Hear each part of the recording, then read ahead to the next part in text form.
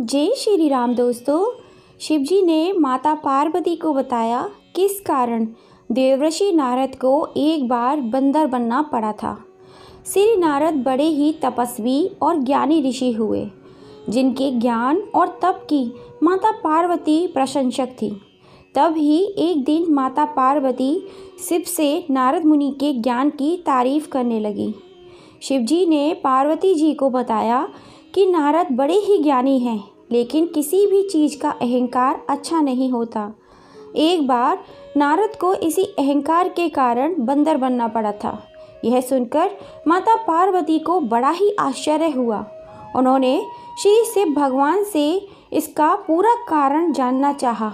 तब श्री शिव ने बतलाया, इस संसार में कोई कितना ही बड़ा ज्ञानी क्यों ना हो, लेकिन श्री हरि जो चाहते हैं वो उसे बनना ही पड़ता है। नारद को एक बार अपने इसी तप और बुद्धि का अहंकार हो गया।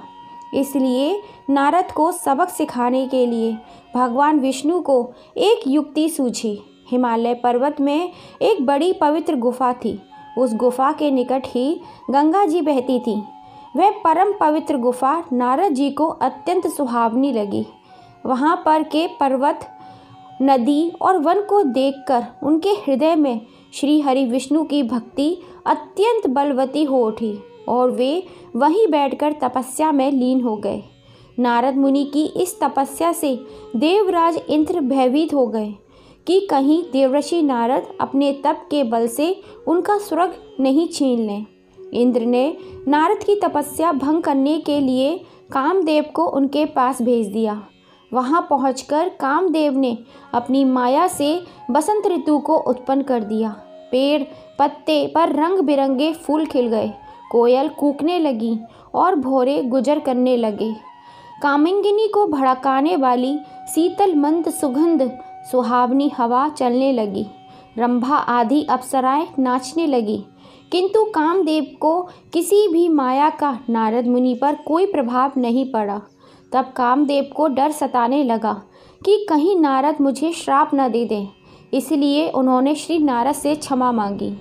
नारद मुनि को थोड़ा भी क्रोध नहीं आया और उन्होंने कामदेव को क्षमा कर दिया। कामदेव वापस अपने लोक चले गए। कामदेव के जाने के बाद नारद मुनि के मन में अहंकार हो गया कि मैंने कामदेव को जीत लिया। वहाँ से वे शिव जी के पास चले गए और उन्होंने अपने कामदेव को हराने का हालचाल शिव भगवान को सुनाया। भगवान शिव समझ गए कि नारद जी को अहंकार हो गया है। शंकर जी ने सोचा, यदि इनके अहंकार की बात भगवान विष्णु जान गए तो नारद के लिए अच्छा नहीं होगा। इसलिए उन्होंने नारद से कहा, हे नारद, तुमने जो बात मुझे बताई है उसे श्री हरि को मत बताना। नारद जी को शिव जी की यह बात अच्छी नहीं लगी। उन्होंने सोचा कि आज तो मैंने कामदेव को हराया है और ये भी किसी को ना बताऊं, ऐसा तो नहीं हो सकता।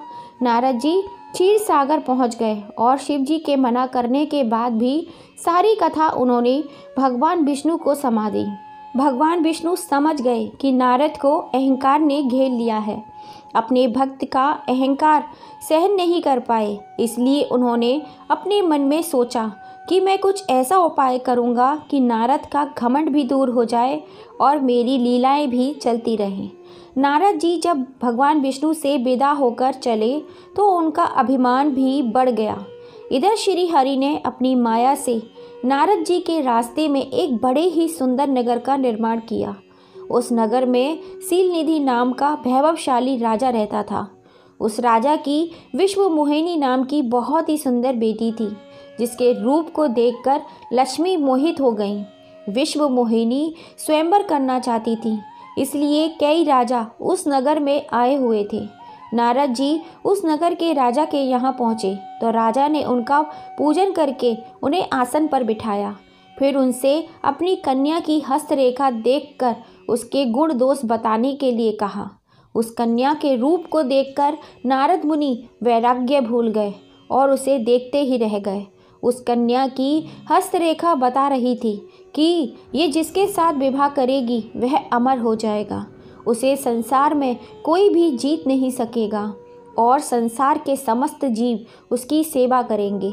यह बात नारद मुनि ने राजा को नहीं बताई और राजा को उन्होंने अपनी ओर से बनाकर कुछ और अच्छी बातें कह दी। अब नारद जी ने सोचा कि कुछ ऐसा उपाय करना चाहिए, यह कन्या मुझसे ही विवाह करे। ऐसा सोचकर नारद जी ने श्री हरि को याद किया और भगवान विष्णु उनके सामने प्रकट हो गए। नारद जी ने उन्हें सारी बात बताई और कहने लगे, हे नाथ, आप मुझे अपना सुंदर रूप दे दो ताकि मैं उस कन्या से विवाह कर सकूं। भगवान हरि ने कहा, हे नारद, हम वही करेंगे जिसमें तुम्हारी भलाई हो। यह सारी विष्णु जी की माया थी। विष्णु जी ने अपनी माया से नारद जी को बंदर का रूप दे दिया। नारद जी को यह बात समझ में नहीं आई। वो समझते थे कि मैं बहुत सुंदर लग रहा हूँ। वहाँ पर छिपे शिव जी के 2 गणों ने भी इस घटना को देख लिया। ऋषिराज नारद तत्काल विश्व मोहिनी के स्वयंवर में पहुँच गए और साथ ही शिव जी के वे 2 गण भी ब्राह्मण का रूप बनाकर वहाँ पहुँच गए। वे दोनों गण नारद जी को सुनाकर कहने लगे कि भगवान ने तुम्हें कितना सुंदर रूप दिया है कि राजकुमारी सिर्फ इन पर ही रीझेगी। उनकी बातों से नारद जी मन ही मन बहुत खुश हुए। स्वयं भगवान विष्णु भी उस स्वयंवर में एक राजा का रूप धारण कर कर गए। विश्व मोहिनी ने कुरूप नारद की तरफ देखा भी नहीं और राजा रूपी विष्णु के गले में वरमाला डाल दी। मोह के कारण नारद मुनि की बुद्धि नष्ट हो चुकी थी। राजकुमारी द्वारा अन्य राजा को वरमाला डालते देख वे परेशान हो उठे।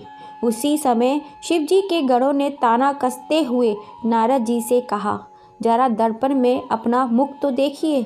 मुनि ने जल से झाँक कर अपना मुंह देखा और अपनी कुरूपता देखकर गुस्सा हो उठे। गुस्से में आकर उन्होंने शिवजी के उन दोनों गणों को राक्षस हो जाने का श्राप दे दिया। उन दोनों को श्राप देने के बाद जब मुनि ने एक बार फिर से जल में अपना मुंह देखा तो उन्हें अपना असली रूप फिर से मिल चुका था। नारद जी को अपना असली रूप वापस मिल गया था, लेकिन भगवान विष्णु पर उन्हें बहुत गुस्सा आ रहा था क्योंकि विष्णु के कारण ही उनकी बहुत हंसी हो रही थी। वे उसी समय भगवान विष्णु जी से मिलने के लिए चल पड़े। रास्ते में ही उनकी मुलाकात भगवान विष्णु जी, उनके साथ लक्ष्मी जी, विश्व मोहिनी से भी हो गई। उन्हें देखते ही नारद जी ने कहा, आप दूसरों की खुशियाँ देख नहीं सकते। आपके भीतर तो ईर्ष्या और कपट ही भरा हुआ है। समुद्र मंथन के समय आपने श्री शिव को बवाला बनाकर विष और राक्षसों को मदिरा पिला दिया और स्वयं लक्ष्मी जी को और कौस्तुभ मणि को ले लिया। आप बड़े धोखेबाज और मतलबी हो, हमेशा कपट का व्यवहार करते हो। आपने जो मेरे साथ किया है उसका फल आपको ज़रूर मिलेगा। आपने मनुष्य रूप धारण करके विश्व मोहिनी को प्राप्त किया है, इसलिए मैं आपको श्राप देता हूँ कि आपको मनुष्य जन्म लेना पड़ेगा। आपने हमें स्त्री से दूर किया है, इसलिए आपको भी स्त्री से दूरी का दुख सहन करना पड़ेगा। और आपने मुझको बंदर का रूप दिया है, इसलिए आपको बंदरों से ही मदद लेनी पड़ेगी। नारद के श्राप को श्री विष्णु ने पूरी तरह स्वीकार कर लिया और उन पर से अपनी माया को हटा दिया। माया के हट जाने से अपने द्वारा दिए गए श्राप को याद करके नारद जी बहुत दुखी हुए, किंतु दिया गया श्राप वापस नहीं आ सकता। इसलिए श्री विष्णु जी को श्री राम के रूप में मनुष्य बनकर अवतारित होना पड़ा। शिव जी के उन दोनों गणों ने जब देखा कि नारद अब माया से मुक्त हो चुके हैं तो उन्होंने नारद जी के पास जाकर उनके चरण में पड़कर, मुनिराज, हम दोनों शिव जी के गण हैं। हमें बहुत बड़ा अपराध किया है जिसके कारण हमें आपसे श्राप मिल चुका है। अब हमें अपने श्राप से मुक्ति करने की कृपा करें। नारद जी बोले, मेरा श्राप झूठा नहीं हो सकता, इसलिए तुम दोनों रावण और कुंभकर्ण के रूप में महान ऐश्वर्यशाली, बलवान तथा तेजवान राक्षस बनोगे और अपनी भुजाओं के बल से पूरे विश्व पर विजय प्राप्त करोगे। उसी समय भगवान विष्णु राम के रूप में मनुष्य शरीर धारण करेंगे। युद्ध में तुम दोनों उनके हाथों से मारे जाओगे और तुम्हारी मुक्ति हो जाएगी। दोस्तों, अपना कीमती समय देकर कथा कहानी को पढ़ने के लिए आप सभी का दिल से धन्यवाद। कहानी पसंद आई हो तो प्लीज़ ज़्यादा से ज़्यादा अपने फैमिली फ्रेंड में शेयर कीजिएगा, और अगर अब तक चैनल को लाइक एंड सब्सक्राइब नहीं किया है तो जल्दी से कर लीजिए। बाजू में लगे घंटी के बटन को दबाना मत भूलिएगा, जिससे हम जब भी कोई नई कहानी डालें उसका नोटिफिकेशन आपको मिल सके। फिर मिलेंगे आपसे ऐसी ही किसी कथा कहानी के संग। जय श्री राम दोस्तों।